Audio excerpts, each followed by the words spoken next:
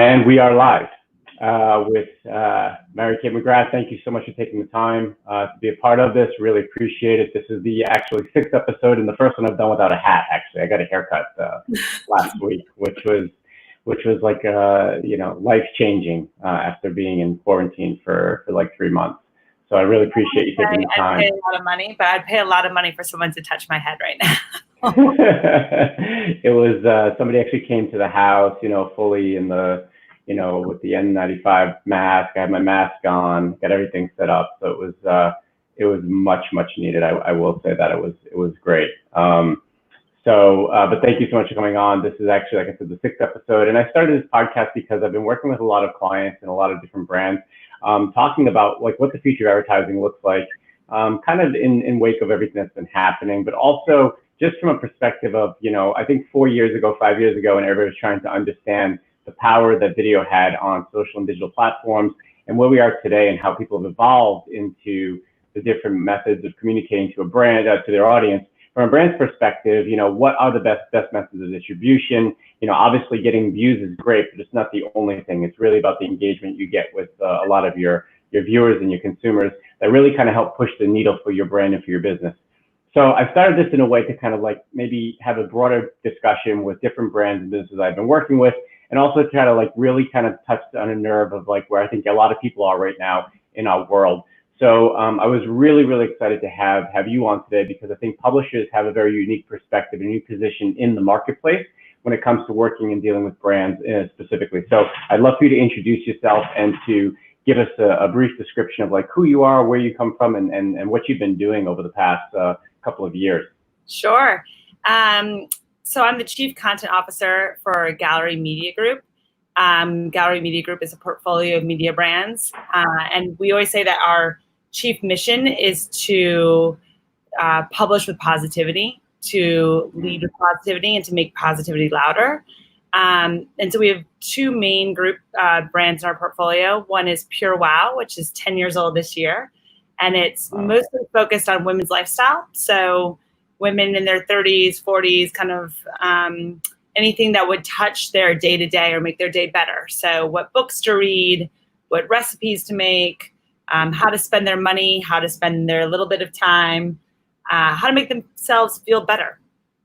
Our second bigger property is called 137 PM, and it's a men's lifestyle brand all about the kind of lifestyle of entrepreneurship. So kind of owning your future is so in vogue right now for this younger guy. He has all of the pipes in place to build his own career, to build his own future more so than ever before.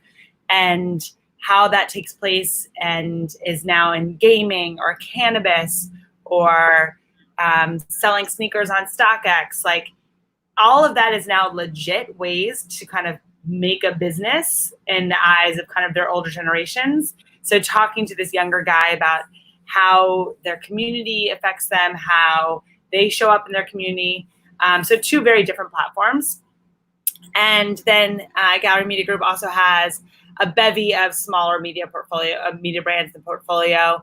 We have a luxury podcast group. We have a suite of Instagram handles. And then my job is basically to oversee all of those different media groups, as well as the content that we create with our brand partners. And we work with everyone from P&G to LVMH. So it's a wide swath of brands.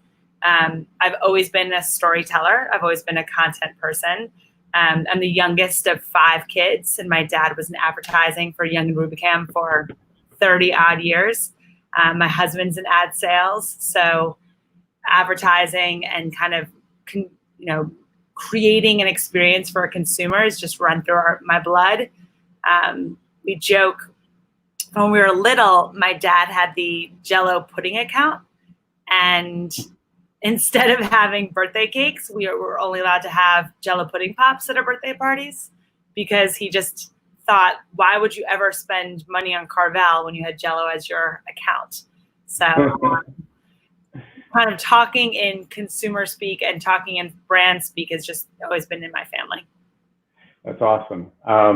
It's really kind of interesting that you use the word purpose, because I think that there are a lot of brands that are looking for that purpose in order to be able to communicate to their consumers. And you see them doing it in a bunch of different ways. And, you know, I think there's a level of oversaturation with some content that we're seeing across, you know, different social media channels from brands, and trying to find that. And I think we've evolved from the society that was really focused on the 30-second to the 1-minute TV commercial in order for a brand to position itself as a purpose-driven brand. But now we're seeing longer form content that's really kind of focused on trying to establish that brand as being purposeful, because I do think that we're living in a world right now where a lot of consumers really want to find their purpose in the brands and in the publishing companies and in the content that they're consuming every single day. Like, how have you found that your motto is focused and established on this idea of purpose driven, and how have you let that kind of seep into the content and grow and build the audience that you currently have? Yeah, I mean, I have real empathy for brands that were born before the consumers demanded this purpose, right? Like, the consumer base now really demands that their brands have a higher meaning. And I have empathy for the brands that were birthed before that time and have to kind of retrofit to that now. And you can kind of smell and taste it, right, when it doesn't make sense or when it's not organic. For us, because all of our brands, Pure Wow, 137 PM, Blink Beauty, any of the brands under our portfolio are built for a consumer. They're not built to sell a product. They're not built to, have them sign up for a service. Like, we really are a consumer-based company that it's much easier for us because we just follow the cue of the consumer. And I think that for brands, I have real empathy. I always think about, like, I came from, kind of traditional media, bigger companies, Amex, Hearst, Time Inc. And those are big ships that you have to kind of navigate these waters, or, any of the bigger Fortune 500 companies have to navigate these waters. We've always maintained kind of our speed and dexterity because we are just so solely focused on what does the consumer want. And we don't publish without purpose. We don't publish without thinking about that person first, or without reading a cue that they've given us. It's not hard if you just listen. And I think that media is all about really listening to your consumer. You know this more than anybody. Like, if you create something and throw it out just hoping it will stick against the wall, like, that doesn't happen anymore. It happened. That's how I grew up in media, but that's because we didn't have the tools. The social landscape has democratized content. You can now find the hunger and the thirst of the community and serve them that. Like, there's an old phrase, like, are you going to give your consumers vitamins or dessert? And it's easy to give them dessert all the time. Like, you don't have to force them to eat their vegetables first. Like, you can give them what they want over and over and over again. So I don't think it's an oversaturation. I think there has to be a lot more content because there's so many content players now. I think instead it's publishing before you even ask your community what they want. Right. Yeah. I think that's really an incredible point that you make, because I do think that there are these legacy brands that feel in some way that they've established themselves in a different marketplace over the past, 50, 60, maybe even 100 years for some of them. And trying to adapt to this new landscape has been a bit of a learning curve for them. And I think their initial reaction was, let's just put out our commercials that seem to be working on traditional media platforms, whether it be TV, print, or otherwise, and see how that works in this new landscape. And I think they've found out the hard way that they've needed to adapt to that. And how have you worked with some brands? Because I think that's also interesting too, where brands have looked for casting the widest net possible and catching, as many fish with that widest net. Now they're looking at, pitching out a smaller net and catching more fish than they would if they had a bigger one. How are you trying to reposition yourself? Because I think you, being in the publishing world, have a unique experience where you're looking at a very specific audience that has a specific need and you're satisfying that need. how have you worked with brands or tried to educate people that you work with or your community about the importance of finding that specific thing that your audience is engaged with and leveraging that across your platform? Yeah, I mean, two examples that come to mind of helping a brand partner think a little bit more specific and find a little bit more targeted audience comes from like two things that we've done is either finding like the location, right? Like as we see right now more than ever, the beliefs and the thoughts and the value systems of me to my college roommate in St. Louis are gonna, the difference is gonna be huge, right? Like it's just, we're seeing more and more just how there's just not a uniformity, right? Like there are so many different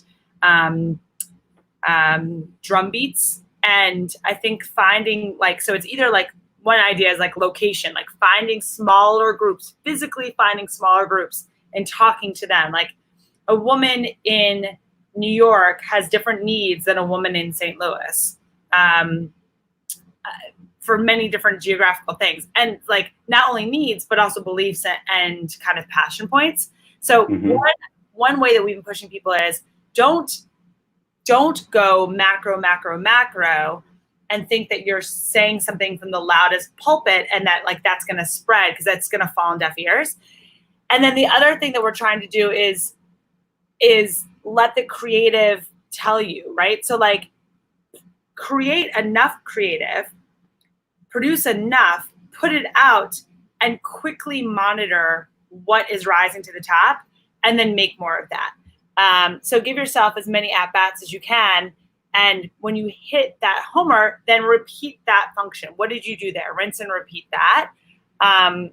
And with nuance, so that you're not just putting out the same kind of templatized content, but the consumer base, we always think about like how many consumers didn't even see this.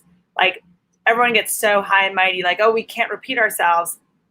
And because our portfolio operates on social and email, on our owned and operated websites, out of home, like an audio, because we have all these different places, I know that like you don't always have the same consumer on Monday and Tuesday. So like it's fine to try that again on Tuesday. So giving yourself enough content and then letting that content do its job, you'll quickly find the outliers and the real winners. And then investing in those, investing in that feeling, or investing in that point, or investing in that creative, or investing in that shape or template or whatever it is, often helps you find the winning creative that you can volumize up.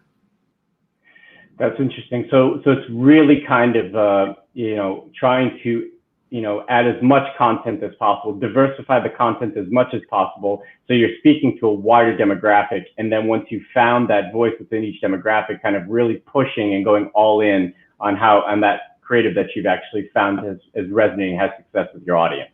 Totally. I mean, you and I are both creatives. So if you and I were both to write the words, the red fox jumps over whatever the line is, and I wrote it in pencil in all lowercase, and you wrote it with Mr. Sharpie markers.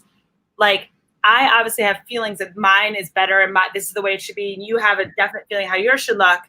But like you have a whole cohort who probably believes that way and sees that same way, and I probably have a whole cohort that sees my way. So like, why would my decision cancel yours and then leave that entire sect of the audience out? So like, it's also employing creatives that like can actually work fast enough and create themselves, hiring these kind of Swiss Army knives that can have the idea and bring it across the finish line, which is key for brands as well as publishers.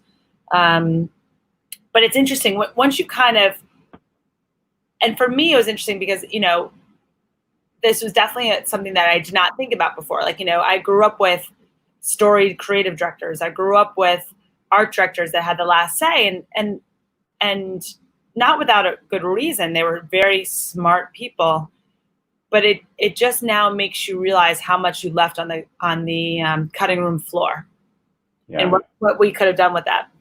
Yeah. Yeah. And I think one massive thing that you touched on too is like this idea of a precious creative. I think one thing that I've actually learned over the past 4 or 5 years is that you shouldn't try to sell yourself. You should try to sell what you can do for your brand, your audience, your partner. Like that's the most important thing. And sometimes it gets challenging when you come in from a creative mindset thinking you understand and know something. And I think that's where traditional advertising creative comes from. It's these people, it's madmen, it's whatever. They come up with the big idea, and then that idea is something that is run with, and then they push that out as their, their campaign for the year or for the Super Bowl commercial, whatever it is. And this new, like you said before, democratization of content, it's more of like there's an opportunity to do more with it because you're in a unique situation where, you have an audience that is giving you immediate feedback. You're not waiting for months on end to understand how did my content perform? Like, what is it saying and doing with my audience? You can see things in real time that affect your decision making. And by having that access to that type of, analytics and understandings of the audience, how it's resonating with them, you can be and pivot and become actually a better creative as a result of it if you're able to get out of your own way and understand that you may have to modify or change your idea based on what's happening with your, with your delivery. Totally. For our men's brand, most of the content actually starts on Twitter. So what they'll do is they'll say like, hey, what does everyone think about Ninja leaving Mixer yesterday or whatever it was? And hearing that conversation and seeing what people are responding to, if like they're like, nah, it's not news anymore, we're over it, then that's a really good, temperature read that we are going to pass. If people are like, oh my gosh, I can't believe it, like then there's complete fire there, and we just add the fuel with more creative. And then it goes to an Instagram story, and it does well there. Then we take that and then we maybe make it for feed, does well there. Maybe we take that and make it into a video, but like, we don't start with the heaviest lift. We start with the temperature read of the audience, which you have to be careful about. Like you have to make sure that you're not just polling your audience. But for brands especially, like if you love Casper mattresses, or if you're a big believer in Warby Parker, you have feelings as a consumer. Like you have a POV, and if you can give them the soapbox and let them tell you about it, like that's gold. Yeah. Because you're getting, it's a really, it's a leaning in focus group. They want you to win. They have something to tell you. Right. So I think that's the key too. Find the people that love your brand and have them tell you what they want. Yeah, and I think that's the other thing too that becomes really important with distribution is how do you allow your audience, even when they're not creating the content for you, how do you allow them to be your voice in some way with either sharing your content or pushing it to other of their friends who have similar ideologies, similar beliefs, similar wants as they have, but maybe haven't found your platform or your brand, and now they have a way to get there through, organic distribution, which I think is like the gold, the holy grail of distribution. It brings to mind the Google search commercials. Yeah.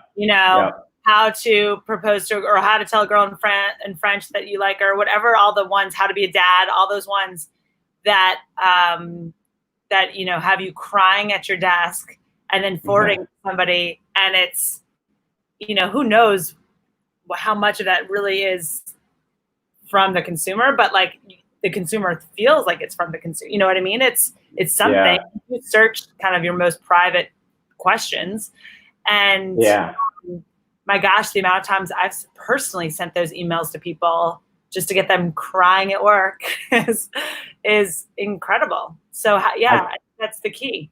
I kind of feel like, and I've been thinking about this over the past couple of weeks as I'm dealing with a few clients I'm working with about emotional storytelling. I kind of feel like we're living in an age where content shares like that and video shares like that have become the hallmark card for today's day and age. Like it's almost like our way to tell this person that we're sending it to exactly what's being said in that video, but we ourselves can't articulate it in that way, or we don't have the capacity to, but that's the feeling and emotion that we get from that is the same thing with like when we were younger, giving a card to our mom or dad and getting that reaction and feeling. And I think we're living in this world right now where digital consumption and video consumption is such at an all-time high and only getting bigger that these things are happening. I know when I get something to my mom, it's definitely her way to try to find a connection with me. 100%, you know? Totally. Yeah, I think that's so astute, right? Like, you know, I have two little boys, and they are the most honest and truthful storytellers right now. I mean, as they lie terribly, but you know, they can say things that are just so raw and so beautiful. My 6-year-old asked the other day if people can get unmarried, and I thought, because we have a friend who are getting divorced, and I was like, oh, he's grappling with this, and then he was like, could you unmarry daddy and then you and I could get married? So like, it was like the sweetest moment, but obviously, like, that's fleeting, right? So like, everyone else besides the age of 6 can't say those things, but there's something already created in the world that I can send them. That you're right, I can send the commercial, I can send the creative, and I think the key is harnessing what people are trying to say. So it's listening to the consumer base and what they can't say for themselves. And if your brand can do that, then that's a purpose. Then your brand can help your consumer tell a story, and it doesn't have to be political. It can be, you know, saccharine sweet, like unmarried. It can be the utility plus, you know, sentimental feelings like Google, whatever it is. But it's identifying what your brand is, and then identifying that that's the lane for the creative as well. Yeah, and so, you know, you've been in this a while with Pure Wow and now with 137. Like, how do you, once you have found, you know, that voice or that thing that has basically pushed the needle to, you know, not only engage your viewers, but, you know, drive a bigger viewership than you had previously, how do you sustain it? Like, what is this magic sauce for sustainability, and then that sustainability turning into an explosion of growth? Like we just talked about how you can let your consumers be your advocate for you and bring in new consumers and new viewers, but how do you as a publisher really understand where your consumers are and then kind of push them for sustained growth? Yeah, I mean, well, thank God so much of that happens without us having to do it, right? Like TikTok wasn't on our lips 2 years ago, and my God, that's changed. So I think that like the human just, you know, thirst for movement and for motion, thankfully pushes them and propels them into other places, as well as like the human tendency to make other platforms have to serve or, you know, return on a dollar and things like that helps as well. So like, it helps us that humans are endlessly curious and endlessly in motion, and, you know, thank goodness bodies in motion stay in motion. So that's a little bit it happens for us. I think like it's interesting. I think the brands, and we have this, I'm not trying to like gloss over it. Like we definitely have like next big thing. But I think that almost happens. This doesn't sound silly, but I think that almost happens when you have too much time on your hands. I think that almost happens when you are like, you are not in it enough. And I think that there's to be in it. Like, I think that happens when you're almost taking too many steps back and trying to look at this macro picture. I think a lot of creating media and creating advertising and creating these storytelling moments, I think actually it's in the micro. And I don't know if that's just where I am in life right now. I don't know if that's in quarantine. I don't know what, but like there are such gems in the micro. There's such moments when you have somebody, like we have this whole group on the Pure Wow side that are obsessed with the royal family. And we have a podcast called Royally Obsessed. We have this whole Facebook group. Like their conversations are such gold. Like you can't fabricate that passion.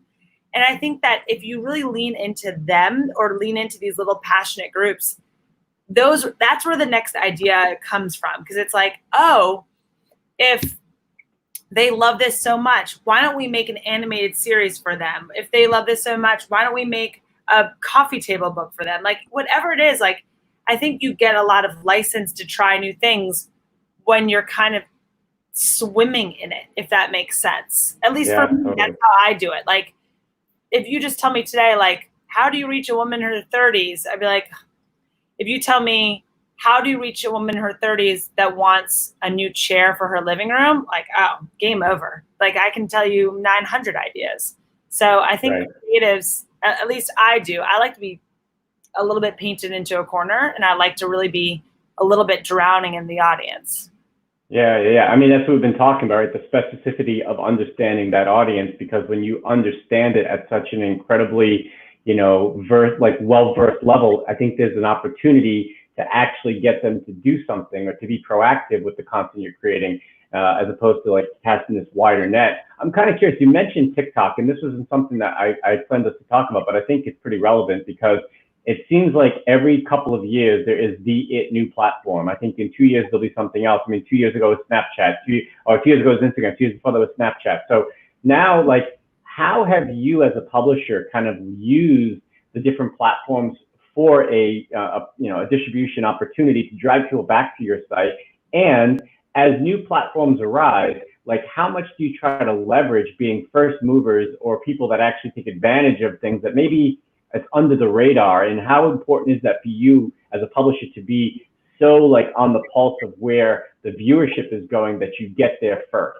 Yeah, so getting there first is tricky because you don't want to be the first and only person at a party. Yeah. So we definitely have our eyes out for the new shiny coins, but we try to wait for the consumer to kind of move there in a bit of a droves before we kind of double down. Mm-hmm.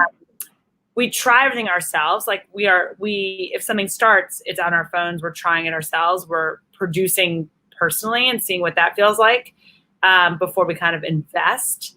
But I think you asked two questions. One, how do you find it and how do you know if it's it? And two, how do you make it serve you as a brand, right? Yeah. So years ago, we tried to make all of the people on different platforms, and years ago it was Snap or whatever it was, come to purewow.com or our owned and operated. And that's just not being respectful of the consumer or the experience of that platform. No one wants to leave Snapchat to type in purewow.com to get a recipe. That's just not the experience.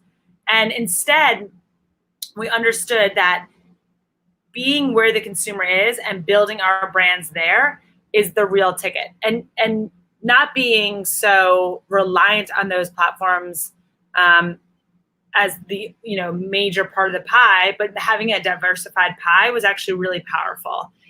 It took some education with the clients to teach them that, like, our size was actually across all these platforms, not just on our owned and operated, not just on what ComScore, which is a universal tool for measuring size site, not just what ComScore tells you, but like the sum of all these parts. And I think I think the market understands that now, so that's switched. But understanding that they're going to move and that it's constantly ebbing and flowing is once you kind of like understand that and really accept that, then you feel a bit more mobile yourself. And it's just our business to not really invest in something. And by that, I mean, put head count against it until we really do it ourselves. So like Pure Wow's TikToks, you'll see my face on there for the first couple of ones. The same way that I did our first videos, the same way that I did our first, YouTube stuff, so that I wasn't going to hire somebody to do it before I knew how to do it myself. Like, it's a little bit of a early startup mentality of like, everyone takes out the garbage, and then you understand what it means to take the garbage out.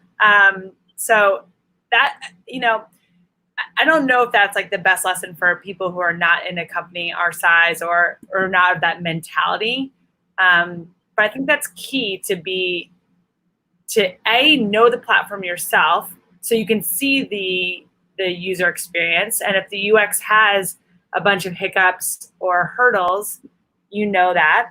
And you might know that people probably won't come over until something fixes. Like, you know, Snapchat's whole allure was that it didn't make sense for anyone over a certain age, right? Right.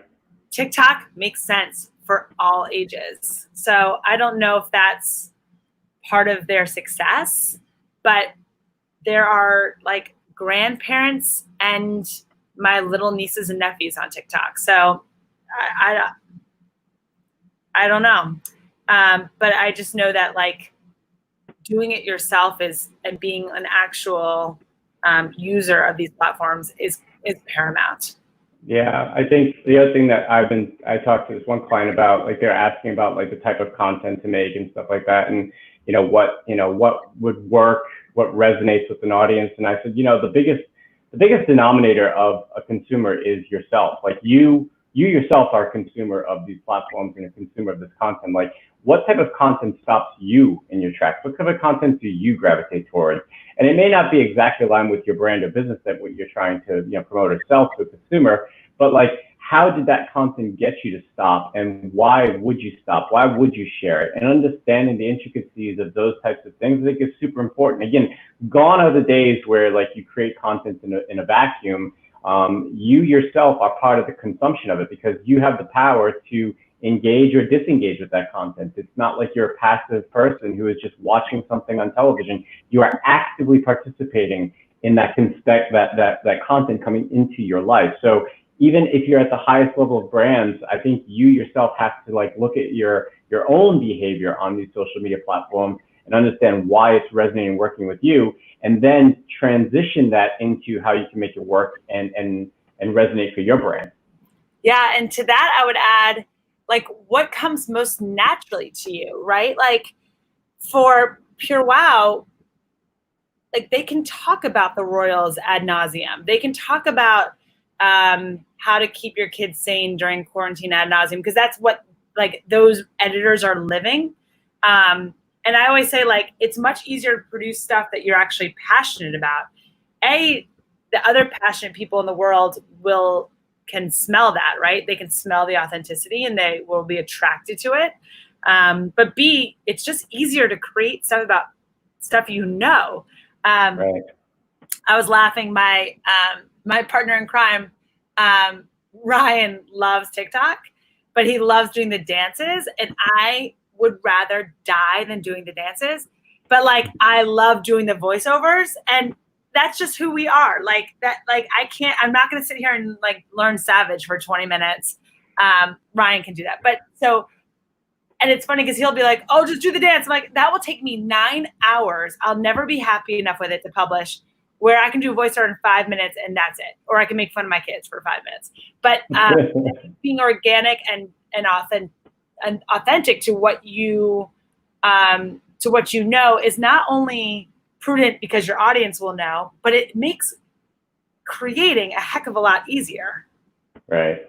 And because that's where you find the nuances too. Like, if you know that baking a chocolate chip cookie or, like building a brand in cannabis, if you know the particulars, all those particulars are more content.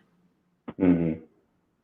Yep, absolutely. And it's funny because it's like gets back to the passion, right? It's like following that passion and is going to, and your purpose is going to enable you to create content that not only resonates with you, but it kind of extends out because people understand it. And I think that is something that we're seeing, and I kind of want to get into where we currently are with content, but like we're seeing a lot of brands being forced into creating content that is very, it's very real. It has to be right now.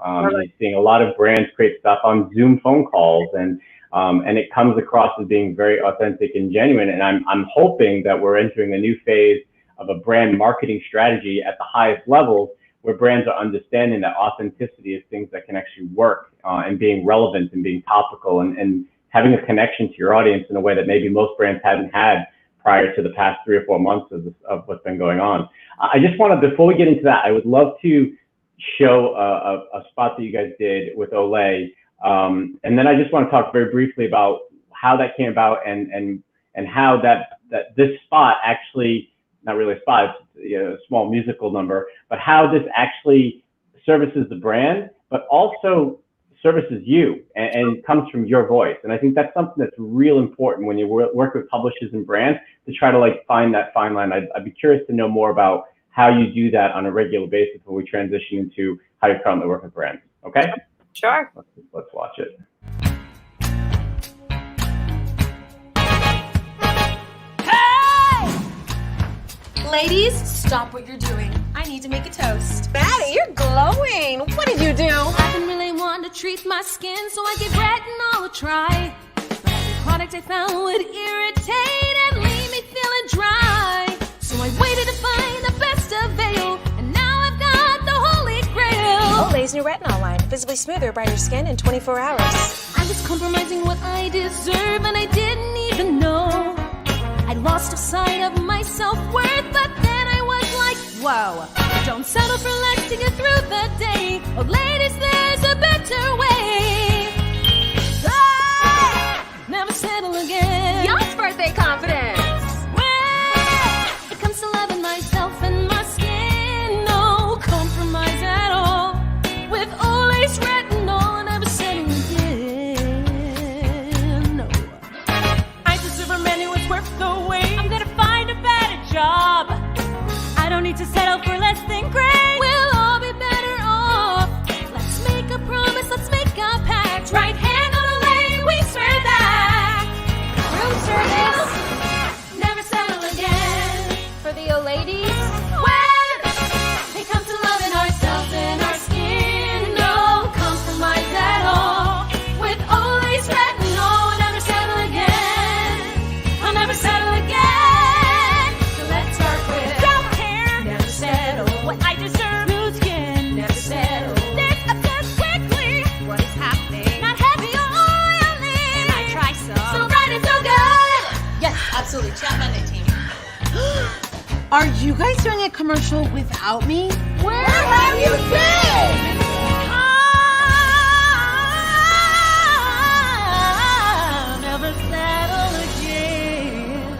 When it comes to loving myself and my skin, yes, we'll never settle again. So when it comes to loving ourselves and our skin, no compromise at all. With Olay's retinol, we'll never settle again. We'll never settle again. So let's start with smoother, visibly brighter, hydrated Olay skin.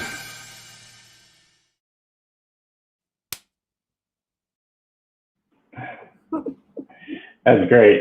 That's great. I was smiling the entire time. I mean, right?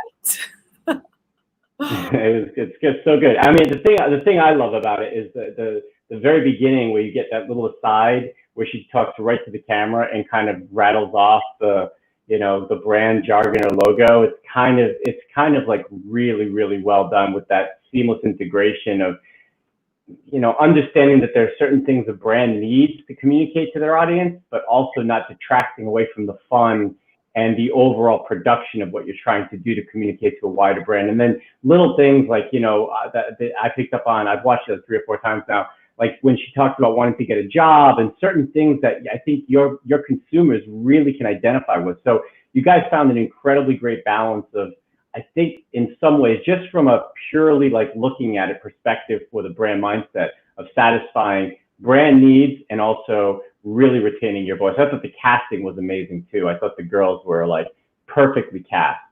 Yeah, we've used them several times with Olay. Like this is like a dream partnership. And it's a product we know that our consumers use, I use.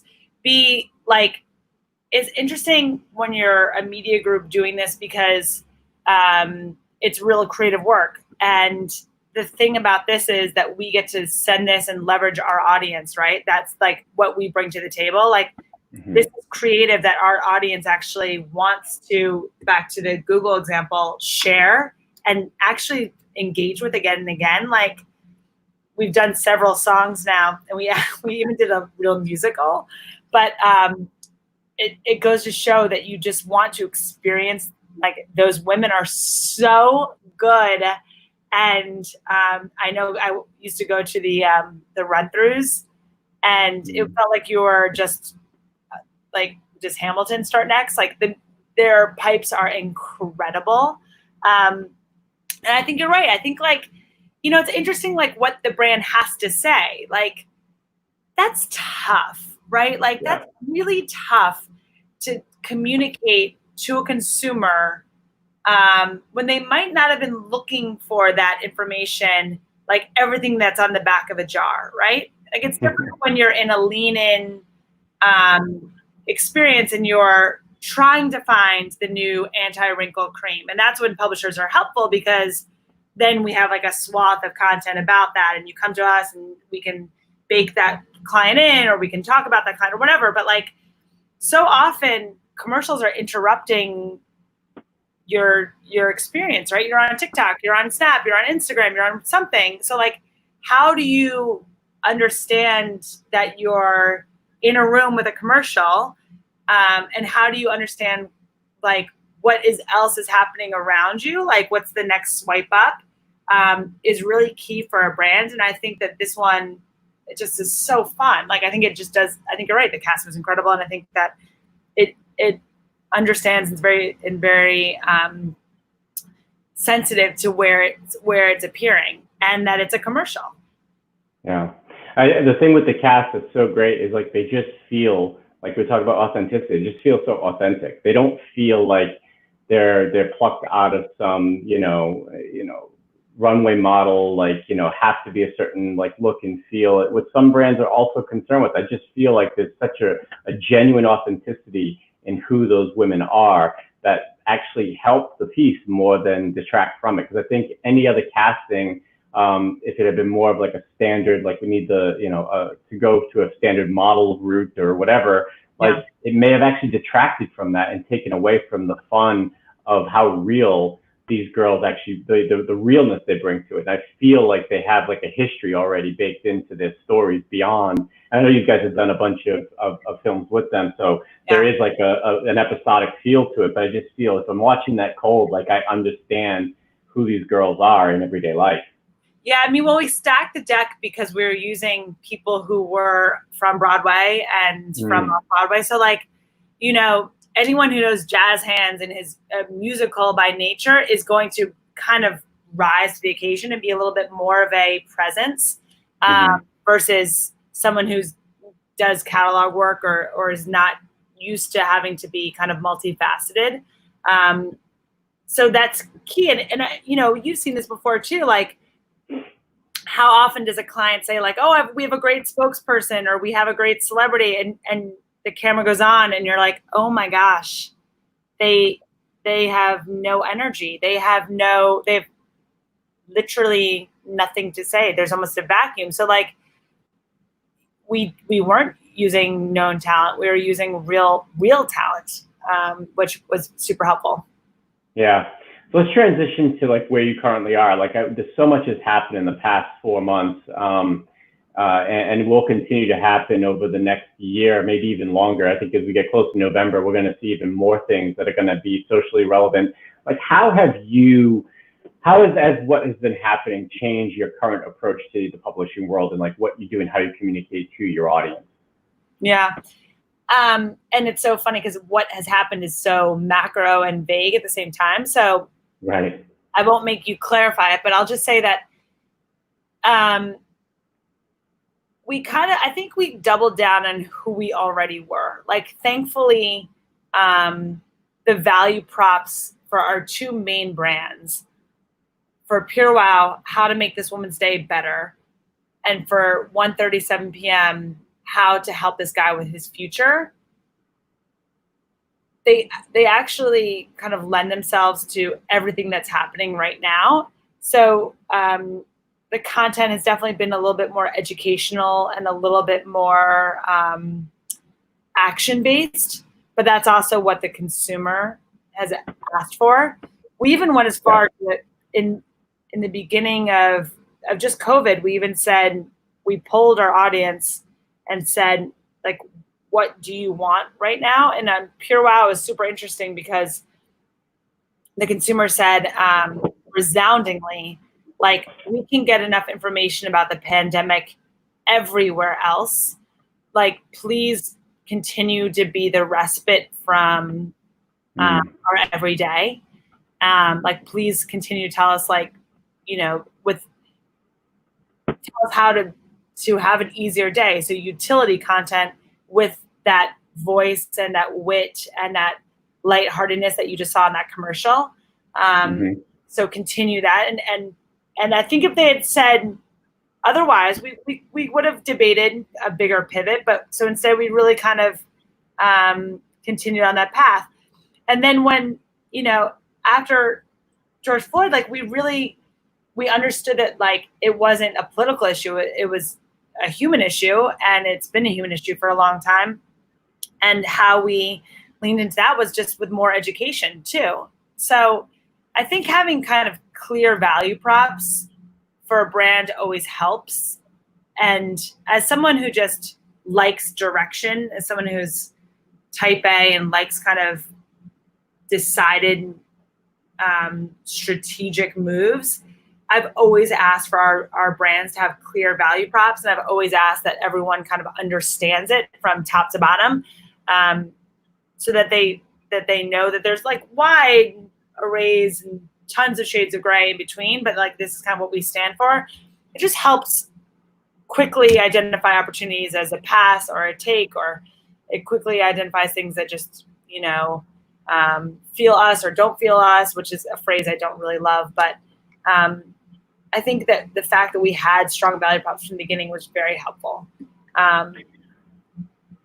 What do you think, from a perspective of communicating to an audience, do you think publishers are better suited than brands to be at the forefront of these types of conversations with consumers? Like, do you have a better understanding, like you were talking about, you polled your consumers and they were saying, do this. So I see a lot of brands playing catch up with a lot of what's going on, and you see the challenges that brands have with communicating with them is, like, you can't go into production tomorrow for a TV commercial or commercial. It's a process, as you know. It takes weeks, sometimes months to get things done. I feel like the conversation, our societal conversation, changes every single day. And some brands are releasing content or saying things that were relevant 3 or 4 days ago. How do you feel like, as a publisher, you actually have an advantage of being more timely, more relevant, to have some real-time conversations and pivot and change based on what you're seeing is working with your consumers? Yeah, I mean, well, we don't have the checks and balances that brands have to do, right? Like, I don't have 20 people weighing in on a piece of content, and we've really empowered everyone on our teams, everyone, like, right out of college, didn't go to college, anyone, to, if they're there, then you've made it, right? Like, you're allowed to publish. So for brands, they don't have that because they're not in content. They're in fintech, or they're in toilet paper business, whatever it is. So, like, I don't know. I think that the world rewards people who are authentic. And I think that there's enough places to be authentic. I don't think your TVC necessarily is going to be authentic if it was made 5 months ago or 10 months ago or last year. And that's a problem with that lane. So I think that, like, what does your Twitter feed say is a lot more powerful for some brands. I mean, like, Burger King is so interesting on all kind of emerging platforms. Just coming to mind, like, I just read in TikTok, they're doing do a TikTok challenge and get, like, a Whopper for $1. And it just was, like, very clear, like, that's where the consumer is. They can do that. And that's the brand payoff for the reward. I think that if you're not ready to do that, I don't know, I would maybe only publish where you are ready. It's interesting, but I think for brands, they try to be kind of everything to everyone, and it gets lost in that, like, Herculean effort. Yeah, that's interesting. Again, not really kind of focusing in on who your core consumer is going to be the advocate for you, but trying to even bring people in that, whether it's kicking and screaming or otherwise, try to drag them into your brand. Yeah. And I think that pushes people away. There's this phrase that I love to use, like you can either push content or somebody could pull them in, with the ways in which you tell your story. And I think a lot of brands just push so much onto consumers that, you see, that's why we have a rise in ad blockers across all platforms. That's why you have all of these ways in which consumers are cutting themselves off from brands. Netflix being, a massive brand of Disney Plus, all these other brands that are coming about that are giving consumers the opportunity to cut themselves off from being pushed content to is a very interesting space. What have you been talking to any brands recently and having discussions with them about working with you guys since either COVID or since the Black Lives Matter movement has happened? And what are those conversations been like and partnerships you may have either had or are planning to have? Yeah, tons. And business is definitely still really moving. So no one wants to be on the wrong side of history. So, and that can be either, no one wants a production set that is not safe, and no one wants a message that is not humane. So I think we're a good partner because we can adjust in real time, and we are actually pushing people to adjust in real time. And we're seeing a lot can be done from your phone. A lot can be done from a Zoom call. A lot can be done from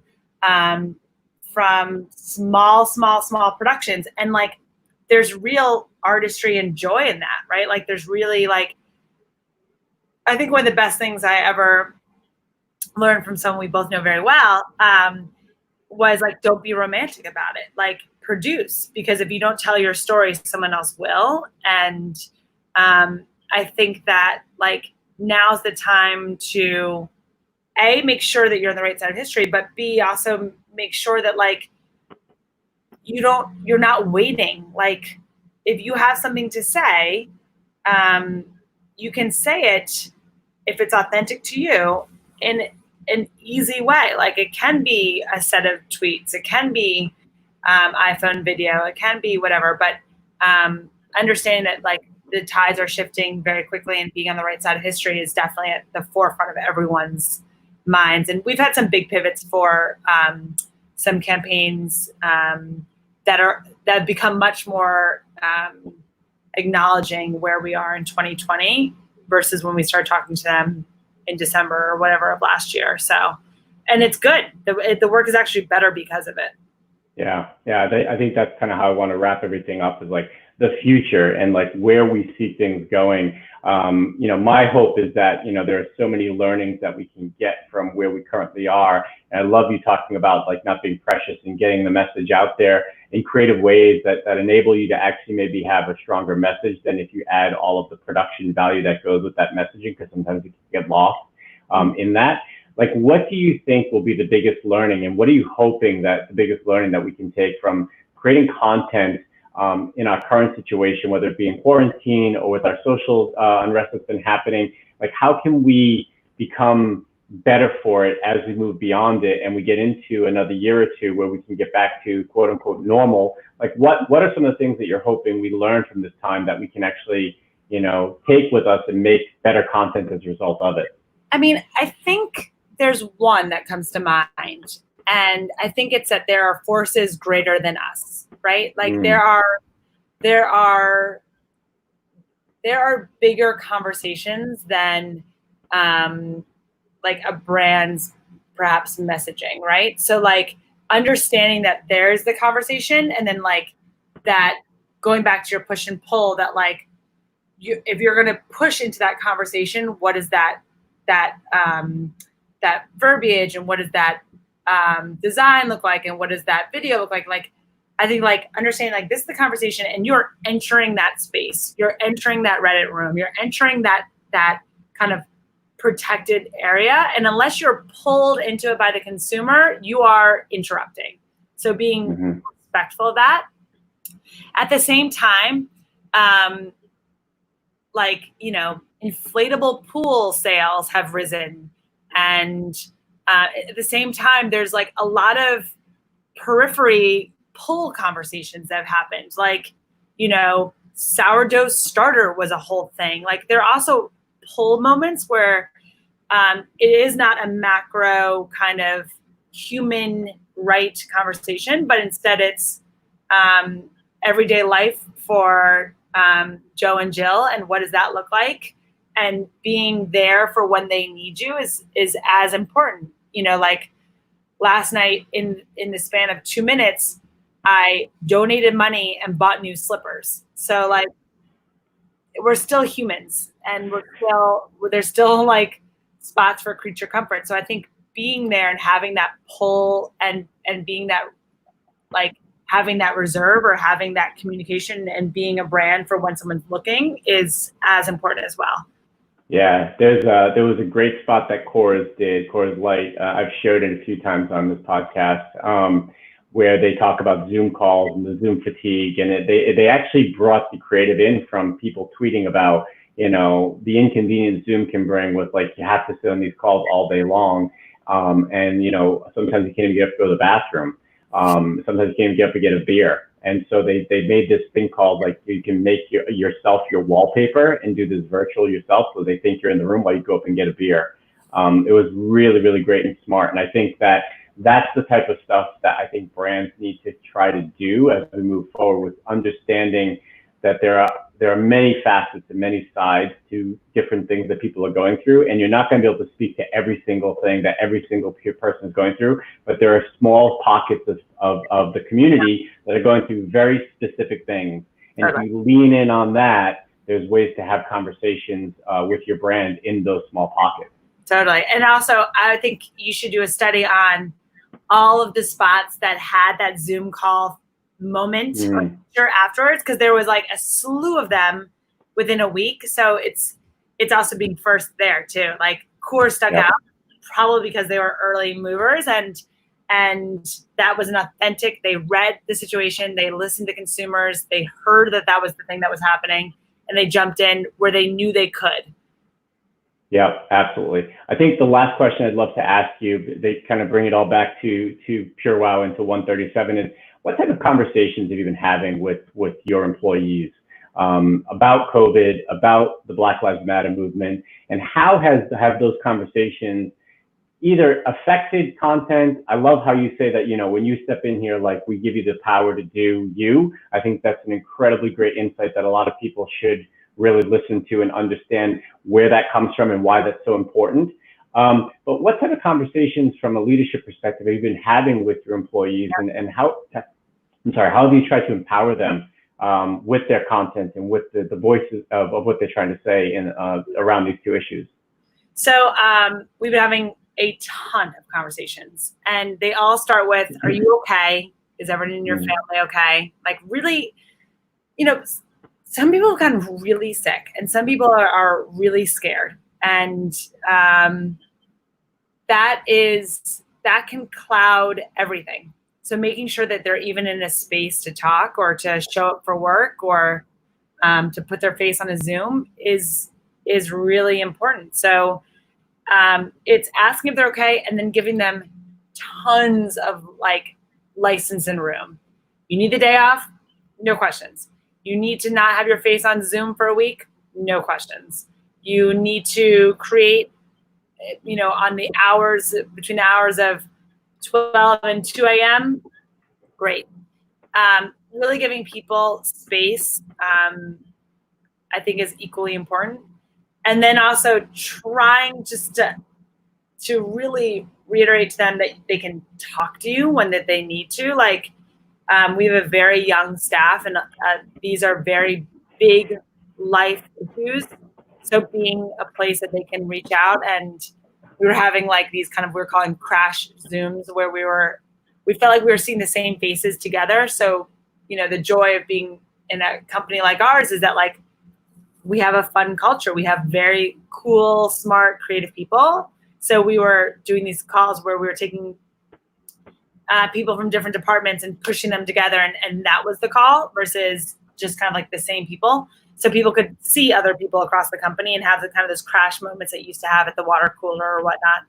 And I think then then the content is like, they are the content, right? Like the content's not, I think no longer can publishers be like the voice of 1:37 p.m., the voice of Pure Wow, but instead it's the people who make it up. So really allowing them places to talk about their experiences across all of these issues that they're dealing with, and allowing them to have like POVs and really first person essays and tweets and whatever, and supporting that, and knowing that like you've gotten in here, so you can't be let go for that. That's what we want. And I hope that makes them feel better. They seem all really grateful, which is, I don't know if that's a face or a farce, but like that's the thing that I keep hearing time and time again, that they're really grateful. So I think that comes because we're grateful for them too. And I think that they feel seen and feel heard. And I think that that's just the only thing you can do in a company is to have a group of people that feel the gratitude that you have for them, because they are spending hours and hours and hours on work. So really being thankful for them. And I am, they're really like incredible humans. And I'm amazed that the drive and creative hasn't suffered because of these insane moments that they've been tossed. Yeah, I think that's something that not a lot of people discuss, is the impact, the psychological and mental, impact that all of this has had, and how that really can affect the creative output. Because for a creative person like who has, I think to be a really great creative person, you got to be very much in touch with your own sensitivities. And I think when you get into this space where every single day it can be very, very damaging to your own well-being, it gets very challenging to come out of that and try to be creative and try to be optimistic and positive, or to say something in this world. And I think having a company that supports that is paramount to like really great creative output. Yeah, it's really tough, and it's okay. I always say to them, like, it's okay to not be creative today. Like that. Yeah. I think coming up with a new idea or anything like that is the hardest thing in the world. Yeah. I'm very lucky that we found some smart ones. Yeah, it's great. Well, Mary, thank you so much for your time. I really appreciate it. It's been incredible. Like, there's so many great nuggets that you dropped on us in this episode, and I think I've learned so much as well that's going to also help me try to communicate to people the power that publishers have in this space and moving forward in the next year or so, as we try to reposition ourselves in this crazy landscape of content creation. My absolute pleasure. Anything for you. Thanks, Mary. Take care. Bye now. Bye.